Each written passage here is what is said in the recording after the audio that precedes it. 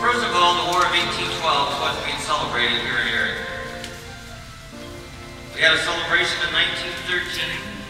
The Battle of Lake Erie was fought on September 10th, 1813. And 100 years later, Erie had a huge celebration in 1913 to celebrate. Resurrected the Niagara from the bottom of the lake, rebuilt it, had it towed around the Great Lakes as a great celebration took place. 5 parades in 5 days, an illuminated Perry Square, fireworks.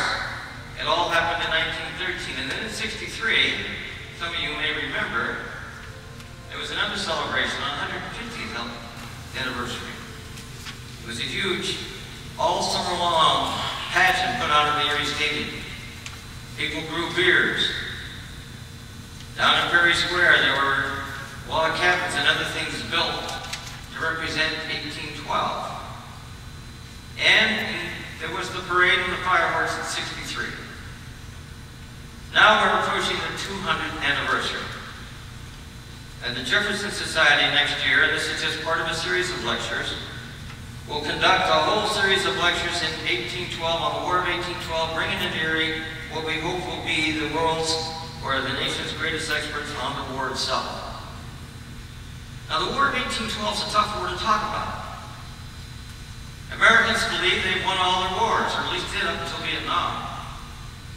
And yet, the War of 1812, if you judge it by what the results were, was a kind of draw.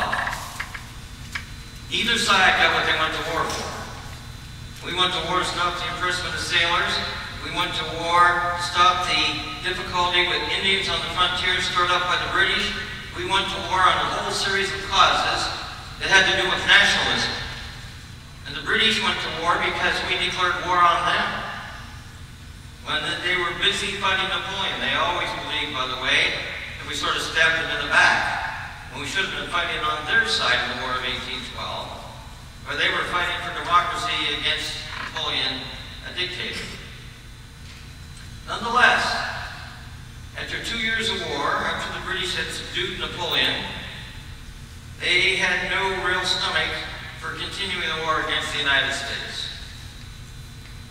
I always thought the war with England was a pretty big thing until I happened to be in England for a summer. Got a couple British history books and looked for what they had to say about the War of 1812. And I couldn't find anything. I found a couple of footnotes. We were a footnote to the Napoleonic conflict. So was the war just a footnote? Now, from our point of view, it was the last chapter of the American Revolution. And who won the war? I mean, both sides just agreed to stop fighting. And the impressment of sailors and all the things we went to war for disappeared after the war was over. So neither side got much out of the war. Yet it was the last war we had with England. Many consider it the final chapter in the American Revolution. And because we won the last battle, the Battle of New Orleans, which was fought after the war was over, but nobody knew it, the war ended around Christmas Eve, and the Battle of New Orleans was fought around New Year's. And it was a great American victory led by Andrew Jackson, and Americans really believed we had won the war, that the British settled with it all because of New Orleans. And there was great celebration, great enthusiasm, and a great series of pride, and source of pride. So the War of 1812 created pride and enthusiasm for the young nation. Many people believe it's the dot to the revolution and therefore was very important. But we're not here tonight to talk so much about the War of 1812 as we are about this particular battle. You know, we didn't have a lot of success in that war. Except for the 2 naval battles in Erie, well, actually in Puddin Bay, and except for the victory with Montgomery on Lake Champlain, and except for Jackson's victory after the war was over, and except for a few other isolated skirmishes, and except for a great moment when the American flag still flew over Fort McHenry and created the Star-Spangled Banner and all of that, there weren't many great moments in the war. at the Battle of Lake Erie was won. And Perry was a bona fide hero. That's why you see all those things on the back page, because the verdict of history was that he was decisive. So let's begin the evening tonight with that introduction by talking about why did the battle occur at all. Much of this war was over who would control the Midwest, or what was called the Michigan Territory. Illinois, Indiana, Ohio, and Canada. This was all about Canada, all about the Michigan Territory. And the key to it was who controlled Lake Ontario and who controlled Lake Erie. The British up in Canada knew that they were looking for a buffer to protect us, to protect them from us. They knew that it would get settled on Lake Erie and in Lake Ontario. And they knew that the Americans would, as they did, invade Canada. Canada, however, was also a place where the British could invade the United States. And so, essentially, what happened off of Lake Erie, what happened in Lake Ontario, and by the way, the Battle of Lake Champlain that I mentioned earlier was fought in Ontario. The Battle of Lake Erie, of course, we know. So, geographically, this battle had a lot of great significance. Because the question was, who controlled Lake Erie, control access to Canada, or protection from invasion from Canada? There was no way to fight a war for that Midwest unless the supply lines to Canada could be maintained or they could be cut. And what was critical in maintaining them or cutting them was who controlled Lake Erie. And that didn't begin very well. If you go to the front, you see essentially that the British captured Detroit early in the war. And the fall of Detroit was a disaster. The fall of Detroit gave Britain control of the lower part of Lake Erie. If Perry was a hero, the man who surrendered Detroit was not. An aging general, intimidated by the Indians in the area, who were allies of the British, surrendered the fort despite superior resources, and suddenly the whole lake was in trouble. The entire control of the lake was in trouble once Detroit went down. When that was all going on, there was a young man in Erie by the name of Daniel Dobbins, who made his living on the lake, who was one of the earlier settlers in Erie, who was one of Erie's first citizens. And he determined that something had to be done.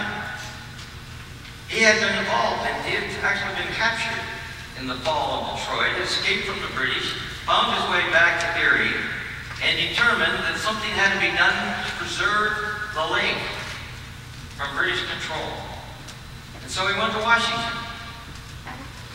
got an interview with President Madison, and persuaded Madison to build a fleet to protect Lake Erie from any further British control. Madison gave him $2,000, got him an interview with the Secretary of the Navy, gave him a couple $1,000, sent him back to Erie with orders to build a fleet. Then the argument became, where would the fleet be built? And the fleet, there was quite an argument over that. If you look at Part C there, it says that Buffalo was the other choice, Black Rock up around Buffalo versus Erie. Erie had a beautiful harbor. That harbor had a kind of barrier that made it possible. It was a difficult barrier to get over if you had shallow ships. But once you had a ship in the port here in Erie, or in the Bay of Erie, I should say, you were protected from invasion or molestation by marauding ships or by British patrols. And so the Erie Bay looked like a perfect place to dock. You could build a fleet there. He had a couple $1,000. The problem was all we had in Erie was wood. We didn't have any of the iron or any of the things you need to build, and all of it had to be brought from Buffalo, and all of it had to be brought up from Pittsburgh. it was a tremendous challenge. There was, however, an argument that it should have been built in Buffalo. The problem was that Black Rock up in Buffalo, and a man by the name of Elliott and Chauncey, who were in control of Lake Erie to the U.S. government, believed it should be built in Black Rock. The trouble was that Black Rock had no natural barrier like Erie. It could be easily attacked, and therefore was at risk. Ultimately, Chauncey, despite Elliott's objections, Elliott worked for Chauncey directly. He was a little older than Perry. He was a very brave naval officer. He had won decorations on invading and capturing a couple of British ships with a daring nighttime raid. No matter what we say tonight, folks, no one has ever doubted Elliott's courage. He was courageous. There's a lot of other things he wasn't, but he was courageous. And Elliott really believed, because Chauncey was more interested in what was going to go on in Ontario, and he was building a fleet in Ontario, Elliott expected that he would be given command to build a fleet to protect Lake Erie. He argued that no fleet should be built here. Chauncey overruled him, sided with Dobbins, and the fleet was built in Erie, Pennsylvania. It was going to be a great challenge. And to take charge of it, the U.S. Navy sent in Oliver Hazard Perry. So Perry enters the